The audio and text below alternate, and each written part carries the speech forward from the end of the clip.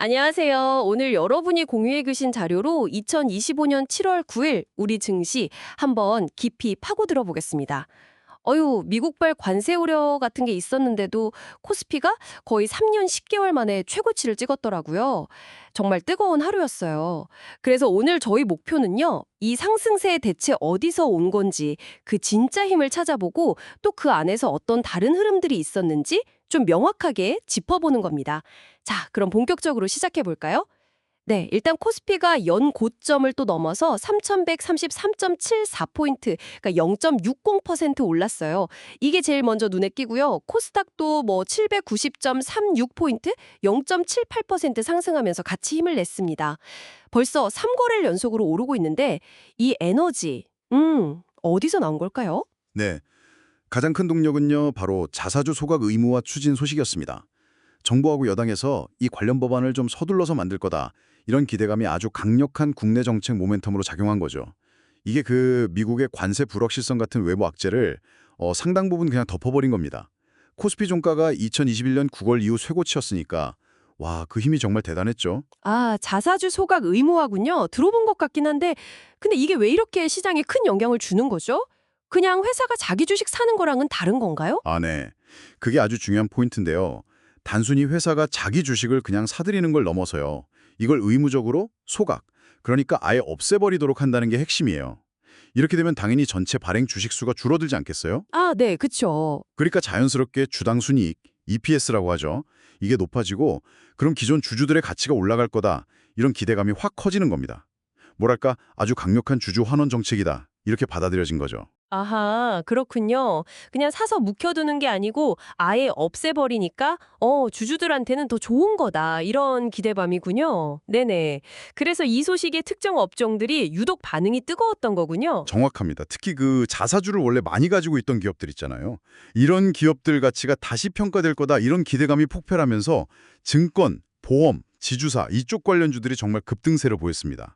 예를 들면 부국증권은 그냥 상한가까지 플러스 29.9%까지 바로 갔고요. 롯데지주 플러스 24.44%, 신영증권 플러스 16.41% 이런 종목들도 아주 큰 폭으로 오르면서 시장 정체를 끌어올렸죠. 와, 부국증권은 상한가까지. 네. 그리고 좀 흥미로운 점은 개인 투자자분들이 이 테마에 딱 주목하면서 4천억 원 이상 순매수를 했다는 거예요. 이 랠리를 개인이 이끈 거죠. 4천억 원이요? 와, 개인들이 정말 적극적이었네요. 네, 그렇죠. 물론 이것만 있었던 건 아니고요. 정부의 그 K방산 육성 정책 기대감도 있어서 방위산업 관련주들도 좀 움직였고요. 또 한미 간에 드론 분야 협력한다 이런 소식이 나오니까 드론 관련주에도 좀 긍정적이었죠. 아, 그리고 최근에 구리 가격 많이 올랐잖아요. 그래서 이구산업 플러스 13.91% 같은 비철금속 관련주들도 흐름이 괜찮았습니다. 여러 재료들이 좀 복합적으로 작용한 하루였어요. 아, 그렇군요. 방산, 드론, 비철금속까지 정말 여러 이슈가 있었네요. 그런데 이렇게 국내 정책 기대감으로 시장이 뜨거웠지만 모든 분야가 다 같이 웃지는 못했군요. 보여주신 자료 보니까 반도체 쪽은 분위기가 좀 달랐다고요? 네, 맞습니다. 시장 안에서 확실히 온도차가 있었어요. 그 트럼프 전 미국 대통령이 중국뿐만 아니라 뭐 특정 동맹국의 반도체 품목에 대해서도 추가 관세를 매길 수 있다. 이렇게 예고를 하면서 투자 심리가 좀 위축됐습니다. 아, 관세 이슈가 또. 네. 그래서 그 여파로 삼성전자를 포함해서 반도체 주요 종목들하고요. 또 HBM, 그 고대역폭 메모리 관련 기업들 주가가 같이 좀 하락했습니다. 결국에는 국내 정책이라는 호재하고 또 미국의 통상 리스크라는 악재, 이 상반된 요인이 각기 다른 섹터에 영향을 미친 거죠. 전형적인 차별화 장세였습니다. 결국 오늘 시장을 딱 요약하면 자사주 소각이라는 아주 강력한 국내 정책 기대감이 시장 전체에 온기를 불어넣었지만 동시에 미국의 관세라는 외부 변수가 반도체라는 특정 섹터의 발목은 잡았다. 아, 약간 이런 모습이었네요. 혹시 개별 종목 중에서도 좀 더 주목할 만한 움직임이 있었을까요? 네, 있었습니다. 상한가를 기록한 NHNKCP 플러스 30.00%하고 인포바인 플러스 29.99%가 좀 눈에 띄는데요. NHNKCP 같은 경우는 그 스테이블 코인 관련 규제가 좀 구체화될 거다 이런 기대감이 작용했고요. 인포바이는 아까 말씀드린 그 자사주 소각 수혜 기대감이 주가를 확 밀어 올렸습니다. 아, 네네. 이렇게 정책하고 테마가 결합해서 시너지를 내는 경우도 있었던 거죠. 그리고 또 한 가지, 고객 예탁금 있잖아요. 이게 하루 만에 거의 2조 원 가까이 늘었어요. 2조 원이나요? 와. 네. 이걸 보면 시장이 좀 변동성이 있어도 투자자들의 관심이나 유동성은 여전히 풍부하다. 뭐 이렇게 볼 수 있겠죠. 네, 오늘은 자사주 소각 의무화라는 이 뜨거운 키워드를 중심으로 해서요.